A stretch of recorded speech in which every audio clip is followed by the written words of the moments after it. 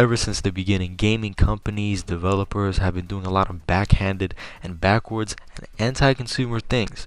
Companies like EA and Activision are constantly singled out and called out for their decisions, and rightfully so. But there's one company that seems to be immune to criticism, that everybody seems to have a soft spot for, and that company is Nintendo, and I hate to say this.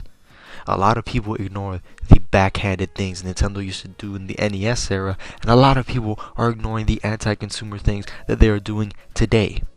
Just recently, Mario Kart 8 dropped for the Wii U.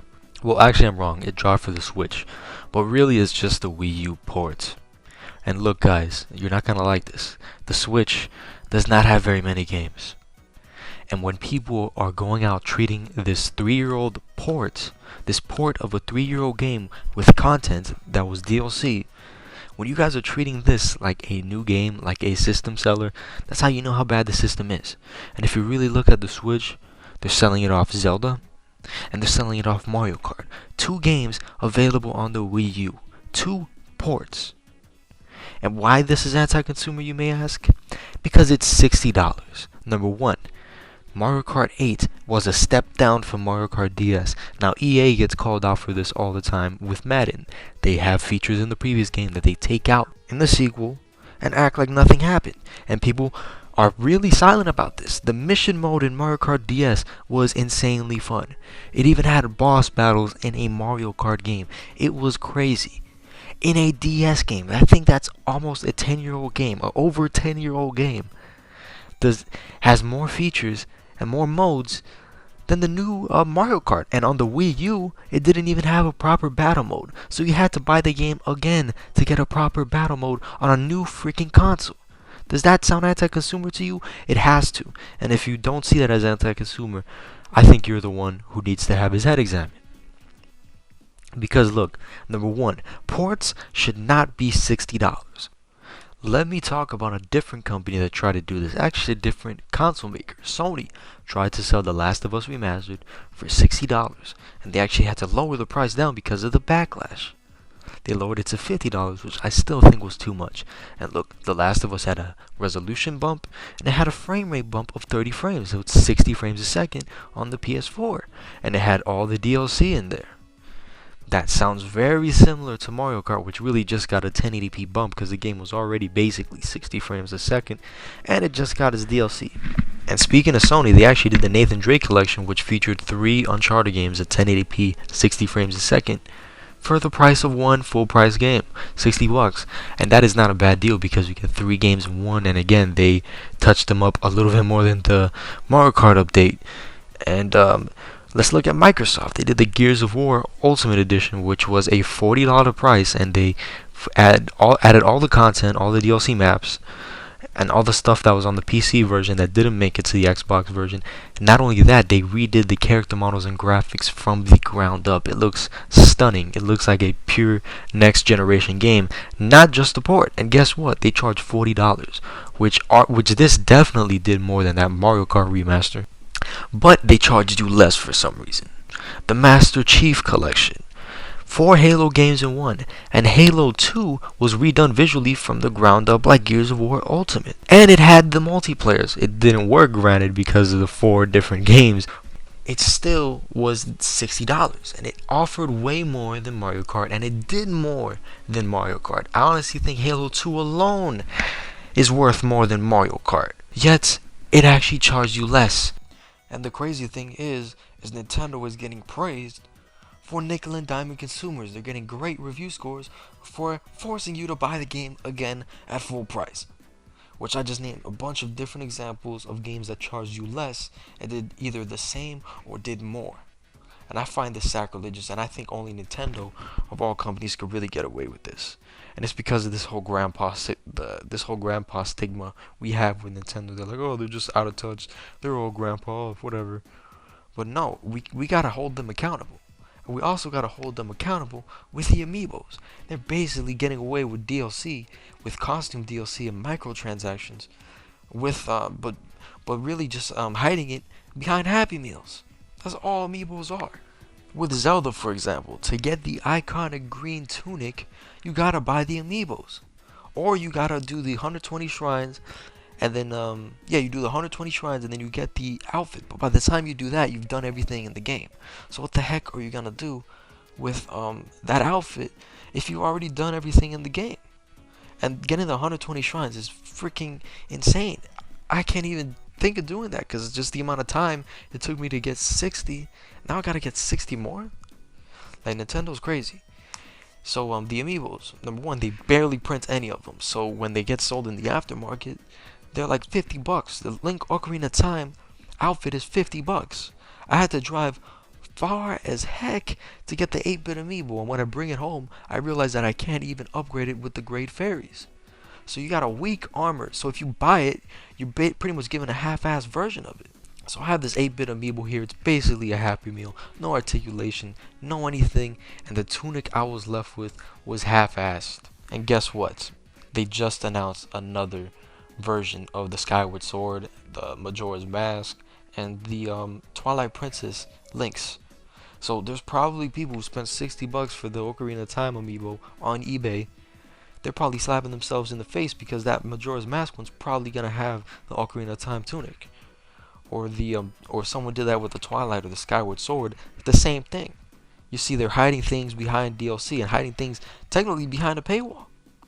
Look, how the heck are you not gonna include Link's iconic costume and pretty much hide it behind a paywall to people who have lives? Because if you have a life, you're not really gonna be able to get that 120 shrines. Or if you got other games to play, you're not really gonna be able to get that, because it's nearly impossible.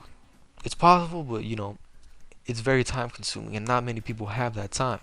And remember the crap Capcom got for hiding the original Dante costume behind a DLC, when that is literally exactly what Nintendo is doing. And another thing they're doing is the SNES Classic. They're making a Super Nintendo Classic, which is a pretty cool idea for people. You know, there's a lot of Super Nintendo fans out there. Why not have a mini console with a controller that they could play their versions of their favorite games upscaled, you know, for a good price. You know, 60 bucks is pretty decent, or 30, however much it was. But guess what? They're probably gonna send out 20 to the freaking United States, and they're gonna be sold in the aftermarket for $300.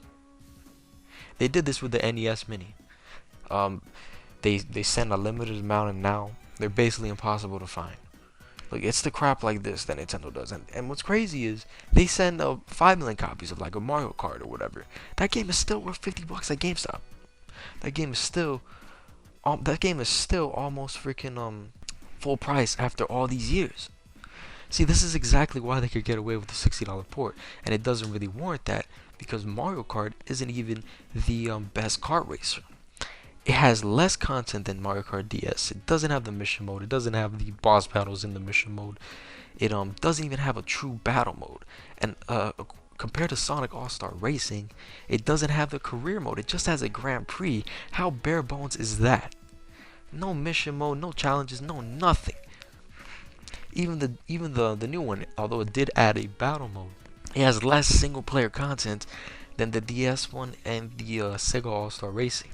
But yet people still pay $60 for it. Look, I got Mario Kart 8. I was kind of bored of it in a few hours. I'm not even gonna lie. It got boring. I don't even think the original version should be 60. You know what would alleviate this problem, this whole port problem? Backwards compatibility. Something that the Xbox One has.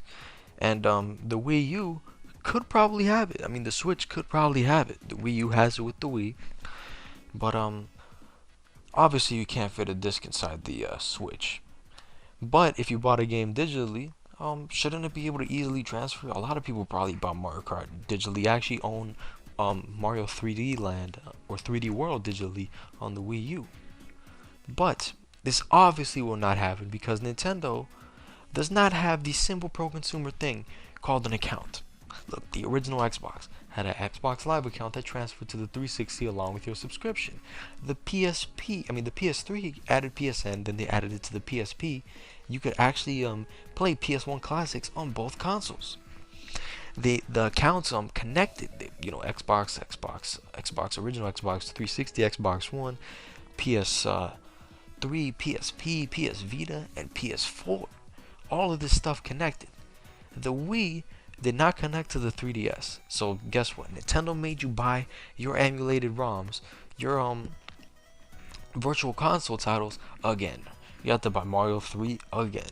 You had to buy Link to the Past again. And guess what? When you got the Wii U, you had to do it again.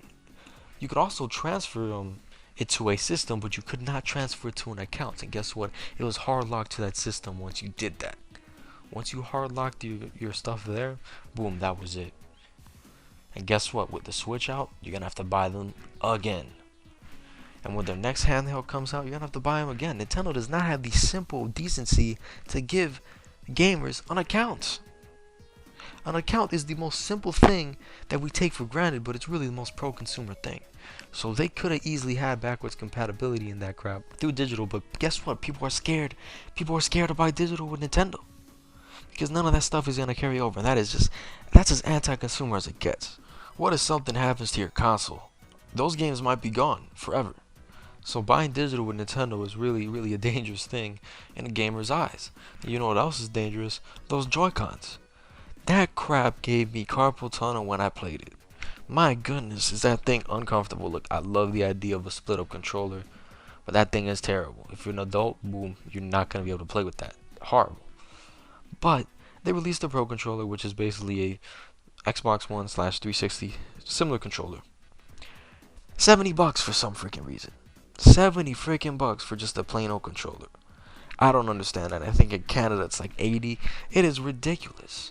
And I know for a fact they're gonna make the Joy-Con XL or the Switch XL. Just watch me. They just did a 2DS XL.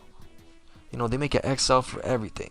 They even left freaking skins for the Switch that peeled off the paint if you took it out go into the market. Whether they made them or not, how do you let that happen, Nintendo? That is just anti-consumer. That would basically ruin their Joy-Con and make them buy another one. And look, I'm a Nintendo fan. Zelda is my game of the year. I love it. But it was a step down from the other games in certain aspects. I'll probably leave that for another video. And I played it on the Wii U. And I do not see a reason to buy the Switch right now because all it has is Zelda, a Wii U game, and Mario Kart, a Wii U game. I see no reason to buy that console. And I see people excited for this old ass game, treating it like it's new. I had fun for 3 hours with it when it came out. Well, not when it came out, when I got the Wii U a year ago. The game's already old to me. And I thought people didn't want to play old games. And, you know, I'm really just making this video to call out Nintendo. It's tough love, really, because I want them to get better. I want them to have accounts that tie in. I want them to look at other companies and price things accordingly instead of nickel and diming consumers just because they're Nintendo and they fucking can't. That's really what it is. That's really what it is. They're charging $60 because they can and they won't ever get called out for it. And the crap that they're doing with YouTubers, taking their channels down just because they show Nintendo content, positive or negative, is disgusting. So Nintendo, you won't be getting any of my money anytime soon. Have a good one. I really hope you improve.